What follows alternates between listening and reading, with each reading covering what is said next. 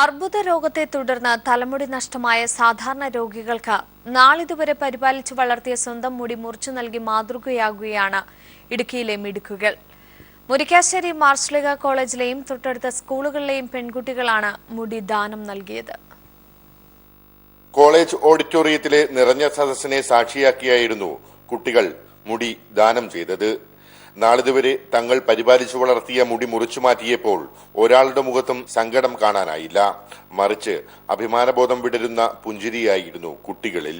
തലമുടി നഷ്ടമായ അർബുദ രോഗികൾക്ക് കൃത്രിമ മുടി സൗജന്യമായി നൽകുന്ന സർഗക്ഷേത്ര എന്ന സംഘടനയുടെ ഭാരവാഹികളാണ് കുട്ടികളുടെ മുടി ഏറ്റുവാങ്ങിയത്. മുടി മുറിച്ചു നൽകാൻ ആയതിന്റെ സന്തോഷം കുട്ടികളും മറച്ചുവെച്ചില്ല. ദൈവം എനിക്ക് ദാനമായി തന്ന മുടി മറ്റൊരാൾക്ക് സമൂഹത്തിൽ ഇറങ്ങി നടക്കാൻ ആത്മധൈര്യം നൽകുന്നുണ്ടെങ്കിൽ അങ്ങനെ ചെയ്യാൻ കഴിയുന്നതാണ് എന്നെ സംബന്ധിച്ച്, അല്ല ഞങ്ങൾ എല്ലാവരെയും സംബന്ധിച്ച് ഏറ്റവും വലിയ കാര്യം. മുരിക്കാശ്ശേരി മാർസ്ലീവ കോളേജിലെ കുട്ടികളെ മാത്രം പങ്കെടുപ്പിച്ച് പരിപാടി നടത്താനായിരുന്നു സംഘാടകരുടെ ആദ്യ ശ്രമം. മുടി നൽകാൻ സന്നദ്ധരായ വിദ്യാർത്ഥികൾ ഇക്കാര്യം വീട്ടിലറിയിച്ചപ്പോൾ അനുജത്തിമാരും മുടി നൽകാൻ തയ്യാറായി. ഇതോടെ സമീപത്തെ 2 സ്കൂളുകളുടെ പങ്കാളിത്തവും പരിപാടിക്കുണ്ടായി.